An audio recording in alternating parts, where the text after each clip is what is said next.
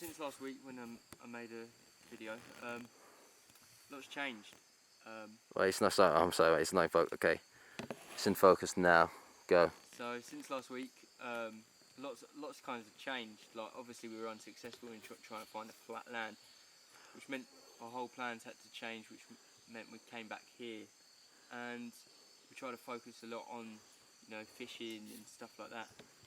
So Dan, stepped up, sort of tried out different methods. We sort of went down to the stream, and sort of went the way that, in the back of my mind, I thought I knew it would go, which is it went unsuccessful.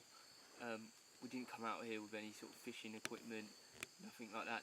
None of us had really fished either, like properly, back in the UK.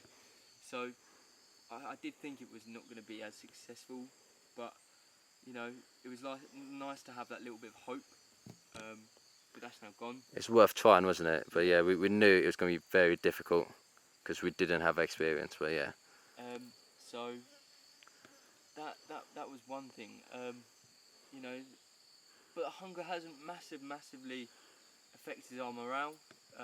It's affected energy, and I've seen a big change in Dan over the last few weeks. Like when we first come out here, I've seen Dan adapt to situations a lot more. Sort of in the first week, he was very sort of headstrong. This is how we wanted it to be done. Throwing out orders, sort of left, right, and centre.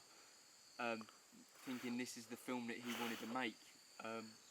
But as sort of time's gone on, the sort of surroundings and sort of energy, sort of the weather as well, has sort of made him adapt as well. I think in a good way, to know that actually, the film's going to turn out the way it is, and I don't come from a film background, so I've sort of relied quite heavily on Dan for that as well. But as time's gone on, we're both having input on, how we want certain things, what we want certain things to do. So, especially now, sort of definitely becoming sort of more equals, whereas most probably in week one I was leaning on him too much, and he thought himself as maybe a little bit more of a leader, but now it's leveled out pretty well, and he's lent on me, I think, especially for motivation and morale, seeing because obviously he's getting down to more skin and bones, so his level of energy is definitely a lot lower than mine, and sort of I've taken it upon myself to just do certain things, which going down collecting water, as simple as it is, does take a little bit of energy, because you've got to get up them steep hills, but it also gives me time to reflect, and I've had a lot of time to think out here, on what I want to do next, one being the next challenge, what do I want to do there, and sort of also, what do I want to do career-wise and going forward. So that's exciting for me in my head. But the one thing I still can't control is, one, the weather. It's become a lot more unpredictable since sort of last week. It was very predictable in the first week. Come 7 o'clock it would rain. It would go on for a few hours, but over the last week, it's some days it hasn't rained, some days it does, some days it's rained all day, and that I suppose is us getting more into the monsoon season, and sort of what we were trying to facilitate before we came out here was we were thinking that it would be raining all the time, but actually when we came out here it was a lot hotter than we anticipated. I still can't get, scratching all the time, so I can't control bugs. But Wednesday last week I was almost ready to throw in the towel. My body had got really cold. I thought, what am I doing out here? What am I gaining from this? And actually, what I'm gaining from this is quite a lot, to be fair. One, more sense of character. But two, it's a story to tell. So I tried to plough through. We came up with different ways. It's about surviving. So we've used certain stuff that, okay, you might not have in a certain survival aspect, but we had brought them along, so we were going to use them in different ways. One being the bin bag at night. One, it's meant that I'm now keeping in body heat, but it's allowed Dan to use sort of it's almost like this material blanket, for him to use It's an that by emergency himself. foil. Yeah, emergency blanket. Emergency foil. Emergency foil blanket for him to use by himself, which has meant that actually we've both gained. You know, we're both keeping a little bit warmer. It's now getting to a stage where we might have to rethink that, because it's now getting to a stage where it's getting even colder. But you know, we are adapting, and I'm trying to count down the days, and you know, I'm working in percentages. You know, we're 75% of the way through this whole thing now. Got 25% to go, 5% every day. You know, we're nearly there. You know, and my stomach knows that. I know that. It's about counting down the hours. We're sort of running out of things, you know, to fill our day with, because we're not fishing. Didn't want to exhaust that energy. We've got a long trek ahead of us come Sunday, so it's about building ourselves up. We're going to smash a diet of bugs up until then. We're going to try and get a little fire going to boost morale. Maybe get some warm water in us as well. I think, you know, that will give our body a great boost. It's about just continuing the way we've been going, because you know it's been successful. You know, we haven't failed. You know, we haven't had to give up. You know, we've both shown great sense of character. You know, and I think we've got this. And you know, it'd be interesting to see once we finish this, where we can take on maybe next journey. You know, can we step it up a gear? Can we, you know, do stuff differently? And I'm looking forward to it. Yeah, so this whole kind of project's been very interesting. Kind of learned a lot of things out here so far. One of the main things as well is kind of find that balance between like risk and recklessness, essentially. Because you know, risk and recklessness are two completely different things. When we went out to kind of find the flat land, hopefully to find more creatures and next to the river, we were really kind of going from the level of risk over to the recklessness, because you know, we were going a route which we were unsure about. It was taking a long time. We were dehydrated. We were starved. We were like lack of energy.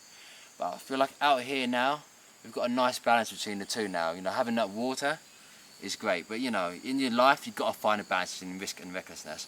But often, the thing with risk and recklessness is that they both sometimes offer big like rewards. There's big kind of, you know, kind of returns you can get on it, essentially, in terms of like what you learn and, you know, how you develop as a person. Kind of recently we've been spending more and more time in bed, I guess, or I say in bed, but we've been spending more and more time in a shelter, kind of going into there early, well, a lot of times because of rain, and then essentially getting out there a bit later in the morning. It's just because I think it kind of allows us to rest a bit more, because we don't really sleep the whole time, so it's a bit like very interrupted in terms of speed to get mate, I didn't put my audio on. So man, just keep recording. Okay, so out here you kind of learn so much, especially things about, or the notion about risk and recklessness.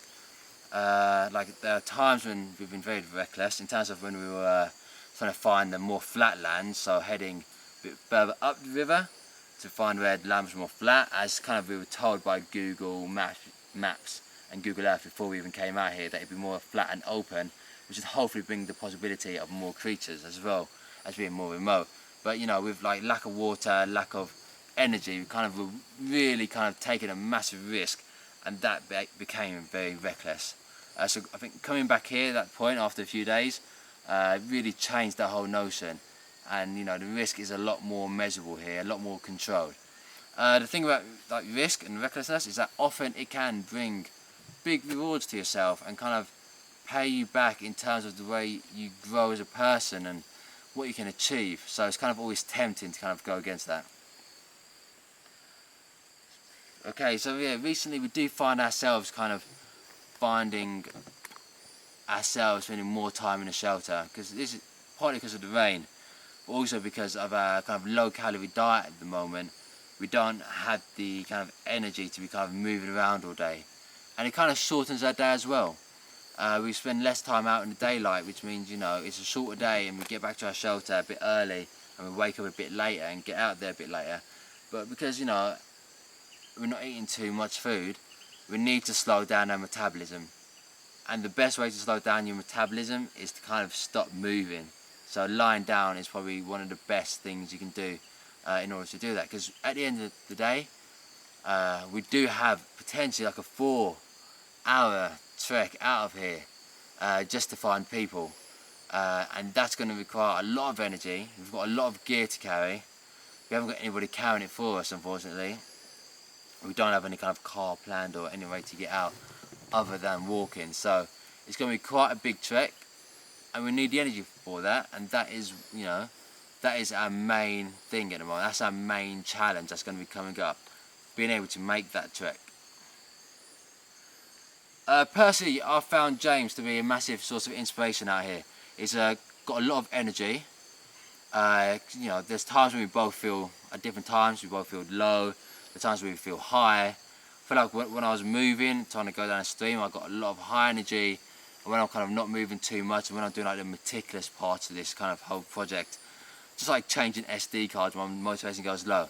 But definitely having 2 people out here definitely makes it a lot easier in terms of having that kind of motivation and kind of that drive to keep on going, because you keep each other going strong. And definitely he's a very strong character, and he's like, ultimately he's got a lot of positivity about him. He's never given up. He's never really shown really much any kind of weakness or anything like that. He's never really been down for too long.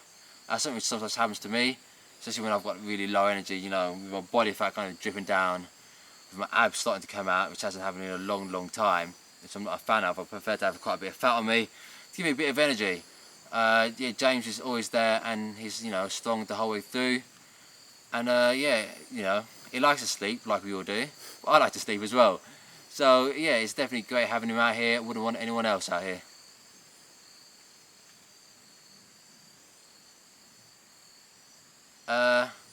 One thing I do wish we knew out here was kind of knowledge of mushrooms. There are mushrooms in all places, but so many are poisonous that there's no point in risking eating any of them.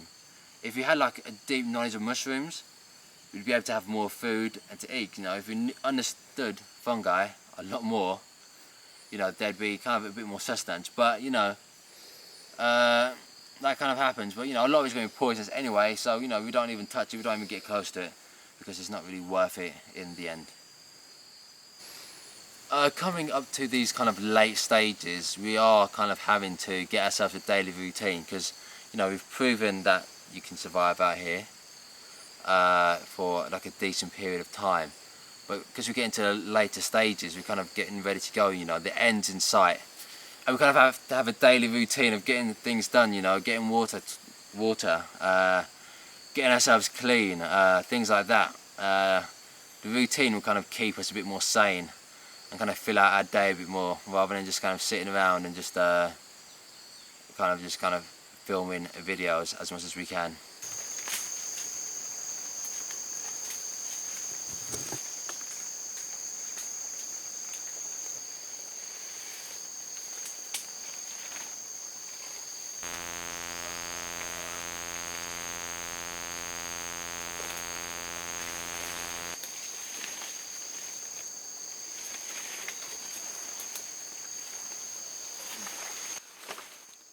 Yet again in Malaysia in this monsoon season, it's pouring down during the day for the thunderstorms.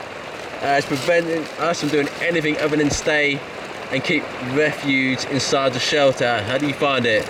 We're not very dry, to be fair. It seems like all the stuff that we've got on the shelter sort of first week, that seems to have died, so we're sort of only down to one sort of level of leaves.